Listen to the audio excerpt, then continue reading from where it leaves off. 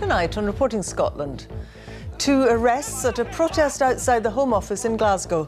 Protesters supporting hunger-striking asylum seekers attempted to chain gates outside the building. The family of a murdered Ayrshire teenager meet the Justice Secretary to urge him to tighten the rules on prisoner release. 2 Croatian men are treated for stab wounds after a mass brawl before last night's match between Rangers and Osijek. An Aberdeenshire care home faces being shut down amid allegations that its elderly residents have been put at risk. I need to make decisions that are best for my mother, but no one gives me any information to base those decisions on, which makes it really distressing.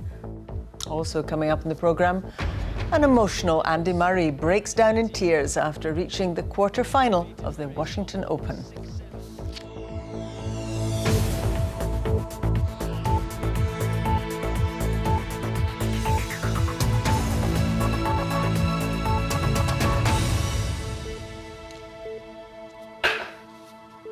Good evening.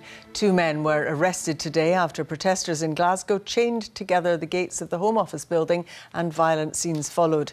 The demonstration was in support of 2 Afghan asylum seekers who've been on hunger strike since Wednesday. This comes in the week that Serco, who house asylum seekers in Glasgow, announced their intention to issue eviction notices to more than 300 of those they say have come to the end of the asylum process and no longer qualify for housing. Aileen Clark reports. At the Home Office building in Glasgow, protesters brought more than placards. With chains and locks, they tried to secure attention to their cause, a plan that didn't come without risk, as the tussle over this gate showed. They had come in support of Rahman Shah and Mirwaz Ahmadzai, 2 Afghan asylum seekers who've had applications turned down and in the midst of appeals. They've been on hunger strike since Wednesday. Tempers flared here today as police arrived in numbers to return access to the building. The hunger strikers are trying to highlight what they believe is a flawed asylum system. But it comes in a week of heightened tensions, with Serco, who run accommodation for those seeking to stay, starting to phase in eviction notices for those who have had their final Home Office decision. 2 men were arrested here today and charged with minor public order offences. But out of the tension, some hope for the hunger strikers. Finally, the Home Office said they are willing to meet with the boys, so they're inside. They're still inside, so they're coming out just now. Are you hopeful there is a way forward here? There should be. The Home Office should reconsider their applications. When they emerged, Rahman Shah, who supporters say has hepatitis C, was checked over by medics. One of the Afghan asylum seekers who's been on hunger strike here this week has now been wheeled into one of the ambulances. Now his colleague who has been on hunger strike with him is still sitting on the pavement and paramedics are speaking to him at the moment. Later, both returned to their tent opposite the Home Office gates. But tonight, supporters say the men are stopping their hunger strike. This weekend, more protests are planned and a legal challenge to the proposed evictions should be heard next week. The Home Office maintains that those who have no right to remain in the country should leave, hence why they don't pay Serco for their accommodation. Aileen Clark, Reporting Scotland. 2 teenagers have been arrested in connection with a fire at a derelict hospital in Glasgow. Firefighters were called to Stobhill Hospital on Ballornock Road on Tuesday night. Police say the boys, aged 14 and 15, have been charged and a report's been forwarded to the Scottish Children's Reporter. The family of an Ayrshire teenager murdered almost 10 years ago have been meeting the Justice Secretary to urge him to tighten the regulations on prisoner release. It's emerged that the killer of Michelle Stewart could be allowed out of prison unescorted.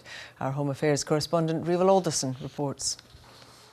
A bereaved family still living the trauma of losing a teenage girl stabbed to death by her former boyfriend almost 10 years ago. Michelle Stewart died in the Ayrshire village of Drongan. Her killers from the nearby town of Prestwick, and Michelle's family fear they could bump into him soon. Because John Wilson, now 30, is being allowed out of prison as part of the process of preparing him for eventual release. It's shocked his victim's family. At a meeting in Ayr, they called on the Justice Secretary to tighten prisoner release procedures and said families should have an input and be given more information. A lot of things were raised and a lot of points were put forward, how we feel as a family and how we think there could be changes made. in the legal system, and as in the biggest one being information about when prisoners are let out and people tell you they see them down the high street and we don't know anything about it. It's a thing in ordinary man's terms, information, communications needing to be adjusted. Like any long-term prisoner, Wilson's prepared for eventual release to help ensure he doesn't come back to jail. With 4 years to go on his sentence, he'll have had escorted leaves, accompanied by a prison officer. Wilson's now eligible for unaccompanied leave, perhaps for college or training placements. Later, if he continues to behave in prison, he'll be transferred to an open jail, where he'll be eligible for home leave of up to a week. Tories who are supporting Michelle's family say there should be an exclusion zone, preventing Wilson from going where he might encounter her relatives. That's why this needs to be examined and a lot of thought put into it, because everybody has rights, but too often and too much we hear too much about the rights of the prisoners, about the rights of the offender, and not about the victim. The Justice Secretary paid tribute to the Stewart family for raising the issue and says he's open to tightening prisoner release procedures. A lot of what's being asked for by Michelle Stewart's family already is happening, but I think what they're asking for it is to be strengthened, to be applied in an increasing number, and for us to look at again how victims and the family of victims' rights can be put at the very heart of what we're doing. And can that be done? I don't see why we shouldn't be open-minded to that. Michelle's family say they've been contacted by other victims' relatives, also concerned at the early release of prisoners. Revel Alderson reporting, Scotland Air. 2 Croatian men were stabbed during violent scenes before Rangers' Europa League match with Osijek last night. One man has now been released from hospital, another is expected to leave later. Police were called to a mass brawl near Ibrox. Gillian Sharp reports. It was supposed to be about football, but at around 7 o'clock last night, this.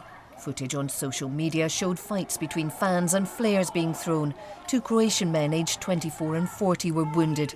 There's shock in the local area. But we just saw the boys and guys fighting. That's what we saw in that. But saw some blood in that, that was really it. There was about 4 of them? 4 of them or something. After a while, they started to fight together severely, and as I heard from my friends who are British or Scottish and living here for a long time, they hadn't seen such this terrible fight before. So quiet here today, but it was a very different story last night. Police say up to 60 people were involved in what they've called unprecedented disorder. They're appealing for witnesses. Police say there was no intelligence to suggest there'd be trouble on this scale, and they've sought to reassure the public. People in the area shouldn't be worried about this. The people in this area have lived round about Ibrox for some time, and they'll be well aware that violence on this scale is totally unusual. It's not something that we'd expect, and it's certainly not something that we'd expect them to be subjected to. Police are trawling CCTV footage. They say they'll identify those involved, and they should expect a chap at the door. Gillian Sharp reporting, Scotland, Glasgow. An Aberdeenshire care home faces being shut down amid allegations that its elderly residents have been put at risk. The Care Inspectorate has asked a sheriff to suspend the registration of Muirhead Care Home near Afford, and the police have launched an investigation. Rachel Bell has more. Up to 35 residents live at this care home in Aberdeenshire. Following a recent visit, the Care Inspectorate said the quality of care was simply unacceptable. It's applied to Aberdeen Sheriff Court to close it. For the relatives of the residents, it's a confusing time. I need to make decisions that are best for my mother, but no one gives me any information to base those decisions on, which makes it really distressing. I was desperately distressed yesterday. The Care Inspectorate has raised concerns about staff recruitment and the food provided. It says there were numerous hazards and said very serious incidents had not been followed up correctly. Muirhead Care Home has responded, saying, "We were only made aware very recently that the quality of that care was being questioned. We've given an undertaking to the court that we will provide an action plan. We expect to work closely with the Health and Social Care Partnership to ensure that they are reassured by the steps being taken and trust that we will have their full cooperation." Alison Carroll says she has no plans to take her mum out of Muirhead. I chose here because of the quality of care, and everything that I have seen has backed up that I made the right decision. So yeah, it's really upsetting for someone who's terminally ill, because dementia is a terminal illness and she's not very far away from the end. And I want her to be somewhere where she's known. Oh, Rachel Bell is still at the care home for us this evening. Rachel, we heard that statement from the care home. What happens now? Well, this matter was brought before the court this week, but a decision has been postponed until next Friday. Now, Aberdeenshire Council Health and Social Care staff have been at the care home this week. They say they want to offer reassurance and support to the residents here. We also know that the police were here yesterday. Someone told me this morning that they spotted the police carrying boxes outside of the care home. We don't yet know what was in those boxes, and they say inquiries are at an early stage. Now, it's still very unclear about what will happen next. We don't yet know if the care home will be forced to close, but the Care Inspectorate says it doesn't take this decision lightly or often, only when there's no alternative to protecting the health, safety and well-being of residents. Rachel Bell, thank you very much indeed. Edinburgh Airport has resubmitted a controversial plan to change a flight path after the industry regulator told it to do more work on the original proposal. The revised plan would see planes fly towards the west of Cramond and along the Firth of Forth. Opponents claim the airport has not listened to their concerns, a charge rejected by the airport. Nina MacLeod reports. The Civil Aviation Authority put the airport's initial submission on pause last September and asked bosses to review part of the design. The capital's airport is Scotland's busiest, with over 30 million travellers passing through each year. Airport managers believe this fresh proposal will allow for more flexibility with flights on this route, which take off to the east. We're trying to build a facility for Scotland, and clearly those areas that are impacted by noise do benefit in other ways by the proximity to the airport, the proximity to flights and economic benefit. And it's about balancing that, and this is what this exercise has been to do. This new route submission affects 30% of flights taking off to the east of Edinburgh Airport. The flight path would see planes bank left at a 20-degree angle out over the Firth of Forth. A consultation process on the route change had over 1,000 responses, and opposition remains high. Communities are not against flying. What we want is a fair deal, and at the moment unfettered aviation expansion is not giving communities around Edinburgh Airport a fair deal.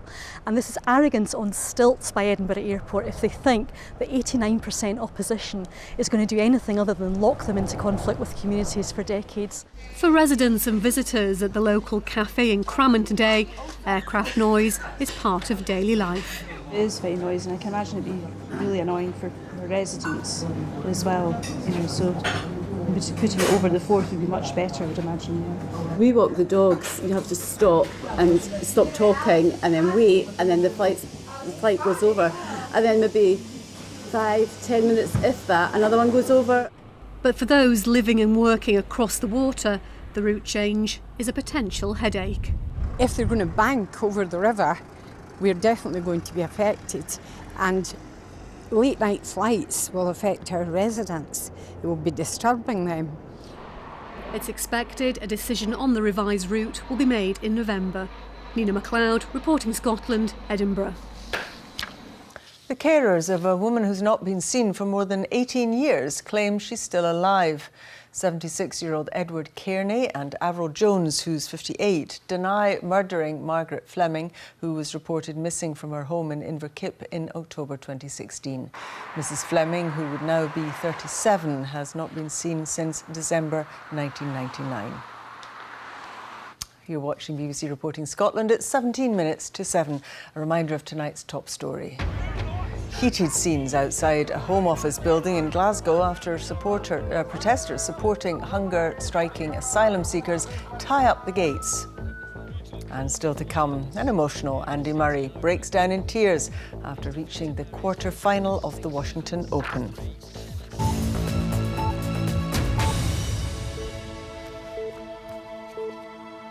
Edinburgh's festival season gets underway today with thousands of performers and visitors headed to the capital. And naturally, our arts correspondent Pauline McLean is headed there too, of course. Pauline.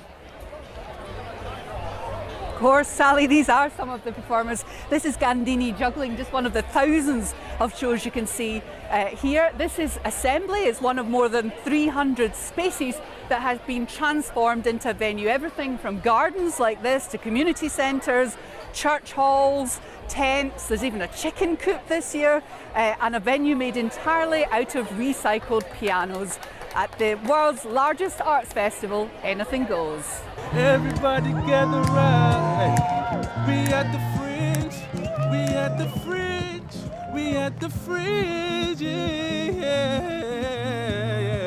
Strictly Arts, the theatre company, was born here at the Fringe. Yeah. We came here in 2014. We just graduated from Birmingham School of Acting, now the Royal Birmingham Conservatoire, and we saw a show and it just inspired us. It inspired us all.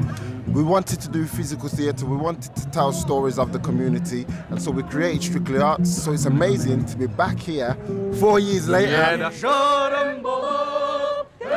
They're not alone. There are 3,500 shows at this year's Fringe from 50 countries around the world. It's grown considerably since the Fringe first began, with 8 companies gatecrashing the Edinburgh International Festival in 1947.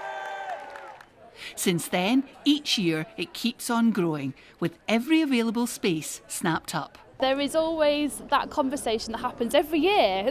Surely the bubble's going to burst, surely it's going to get smaller, it can't keep on getting bigger.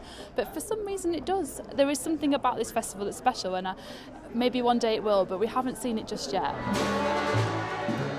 For some, it's important to build their venues from scratch. This one made from abandoned pianos. The feel of having people sitting all around in a circle is just magic, because they can see each other.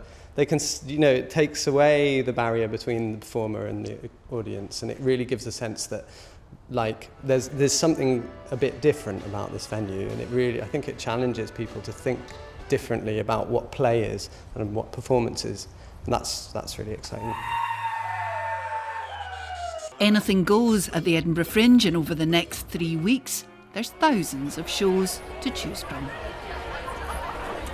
And the Fringe may be the biggest of Edinburgh's festivals, but it's not the only one. The Edinburgh International Festival also begins tonight with a huge open-air event outside the Usher Hall. 15,000 people at least expected to attend that. The Tattoo is already up and running, so is the Edinburgh Art Festival, and next week the Book Festival starts. So, like it or loathe it, Edinburgh's festival season is underway. Bonnie, thank you very much. Some great juggling going on behind you there. Now, Andy Murray has suggested that he might pull out of his Washington Open quarter-final tonight after criticising the scheduling of his third-round match. The players didn't get off court until after 3 o'clock in the morning. An emotional Murray sobbed for several minutes after beating Romania's Marius Copil. Karadin Edsan reports. In the end, he had nothing more to give. It's been a tough comeback for him. Tears of triumph for Andy Murray after his latest comeback victory. Emotionally said, at the end of an extremely long day and a long match. He played for over 3 hours against Romania's Marius Copil and didn't come off court until after 3 a.m, the latest finish in the 50-year history of the Washington Open. That didn't go down well with the winner, who suggested he may pull out of tonight's quarter-final. Finishing matches at 3 a.m. is not good. It's not good for the players, not good, I don't think, for anyone involved in the event. Fans, TV, nobody. His mum probably summed it up best. Brutal. After a year out with his hip problem, time on court is what Andy Murray's after. Copil guaranteed that by taking the first set on a tie-break. With no room for error, the former world #1 levelled the match at a set-all. Oh, yes. And was a break-up in the third before eventually being taken to another tie-break to secure the win. Physically and emotionally drained, the question now is whether he can recover quickly enough to take on Australian teenager Alex de Minaur tonight for a place in the semi-finals. Karadin Edsan, reporting Scotland. The European Championships now, and Scotland's Hannah Miley has won a bronze medal in the 400 metres swimming individual medley. It's the first medal for a Scot competing in the British team at the Championships. Earlier there was frustration in the pool for Ross Murdoch in the heats of the 100 metres breaststroke. Here's Jane Lewis. back swimming in front of a home crowd, and Hannah Miley wasn't short of support. Her face really blushed, ready to go. The Scot qualified 5th fastest from the heats earlier today, so it looked like she might have it all to do to be among the medals. But despite the challenge from some young kids off the blocks, she kept her rhythm with her trademark strong finish, seeing her home in 3rd place. The noise of the crowd just makes all the difference. So as soon as I swam it, trying to swim my own race and swim with the girls as well. And, you know, my time I would love to have been a little bit quicker, but I think at the end of the day it was just all about who could get their hand on the wall first. While there was delight for Miley, not so for another Scots earlier today in the pool. Ross Murdoch swam brilliantly, but he missed out because of a ruling. Murdoch finished 2nd in his heat in a time of 59.14, just beaten by his British teammate James Wilby. It's Wilby! Oh my goodness me, by 2/100ths of a second. It was a good time though, and Murdoch, quite rightly, looked pleased. However, fellow Brits Adam Peaty went faster in the next heat, and thanks to new rules, which only allow 2 swimmers from the same nation through to the semi-finals, Murdoch was out, despite being 3rd quickest overall. This is probably the hardest race of the week, to be honest, because, you know, with Adam and Wilby obviously being the men on form at the minute, you know, it was tough for me to come in this morning and try and go a season's best, and, you know, that's like bang on my best time ever, so I can't really complain. Certainly no complaints for Miley, another European medal to add to her collection. Jane Lewis, reporting Scotland at Toll Cross in Glasgow. The Scottish Premiership returns this weekend for the new season. Champions Celtic are strong favourites to retain their title, but several other clubs appear to be on an upward curve, especially after an encouraging week in Europe for Scottish teams. Andy Berke reports. The Red Army of Aberdeen fans descended on Burnley, hoping to see their heroes pull off a result to add to the club's collection of famous European nights. After Chris Wood's opener for the home side came Lewis Ferguson's moment of brilliance. It's still not away, it's in the back of the net. What a strike! The English Premier League side eventually prevailed in extra time, but Aberdeen's display over the 2 legs a source of pride for those travelling fans. Hibernian came through a tough test in Greece to reach the 3rd round of Europa League qualifying. John McGinn's goal gave them a 1-1 draw against Asteris Tripolis, securing a 4-3 aggregate victory. Nikola Katic's goal helped Rangers into the next round. Despite conceding a late equaliser at home to Croatian side Osijek, the 1-1 draw ensured they progressed 2-1 on aggregate. 3 of 4 Scottish sides advanced in European qualifiers this week, a big boost ahead of the new Premiership season. The top flight kicks off this weekend, with Celtic chasing an 8th successive title. It'll be a very competitive league again, like it's been for the 2 years we've been here. So like I say, what we want, it's not just about defending the title for us, we have to win it. So that means that we have to go and earn the right. Celtic begin their title defence against newly promoted Livingston here on Saturday. The big question is, after 2 seasons of complete domestic dominance, can they achieve a 3rd successive treble? I certainly think it's on. To expect them to do it, though, I think it would be very difficult.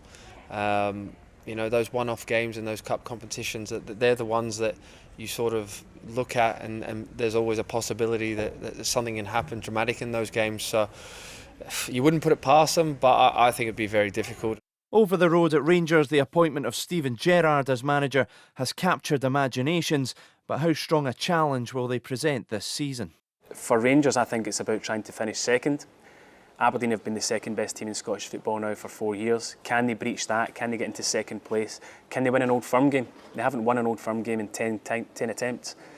Maybe a bit of silverware. Can you stop Celtic doing another treble? Grab a cup. And so it's back. The Scottish Premiership, often thrilling, always controversial, but never ever dull. Andy Burke, reporting Scotland. Let's see now how the weekend weather is looking. Christopher. Sally, thank you very much. Hello there. Well, let's start with this afternoon, because for some of us there was some sunshine around. We reached 24 degrees through parts of Perthshire and Angus, but there's also been some rain in the southeast. That cleared quite smartly, but lively afternoon across northeast Aberdeenshire with some thundery downpours, torrential at times, as captured by one of our weather watchers. I have to say, though, That wet weather now clearing away, and it means it's a largely dry night with a mixture of cloud and some clear skies. And a fresher night than last night. Temperatures around 12 or 13 Celsius. Bear in mind, last night some places were no lower than 17. So to the weekend, and high pressure is with us, meaning largely dry, largely settled, but we are to the north of it, so there's still going to be a fair amount of cloud around and 1 or 2 showers at times. So here's the chart for Saturday morning. A largely cloudy start for many, a few morning showers here and there. And then through the course of the day, the cloud will tend to thin and break. There'll be some bright, if not sunny skies for central and southern Scotland and the east as well. In the northwest, though, the cloud somewhat stubborn. So by mid-afternoon, we're looking at temperatures around 19 or 20 Celsius, and with some light winds and some sunshine for the central belt and the south, that's going to feel quite pleasant. If you've got outdoor plans, it's not too bad. It's mostly dry. Some thicker cloud, though, fairly stubborn across the Highlands and Islands, and again, 1 or 2 showers here. Breezier as well from the west-southwest, a fresh wind at times. Some brightness coming through for the northeast, and for the far north and the Northern Isles, there'll be a few showers coming through on that wind too. So, if you're hill walking or climbing, western ranges, well, we can't rule out 1 or 2 showers at times, although across more southern ranges, probably only through the morning. Eastern ranges, largely dry, set fair, and increasing amounts of sunshine through the afternoon. Winds from the west-southwest, and Munro temperatures around 7 to 11 Celsius.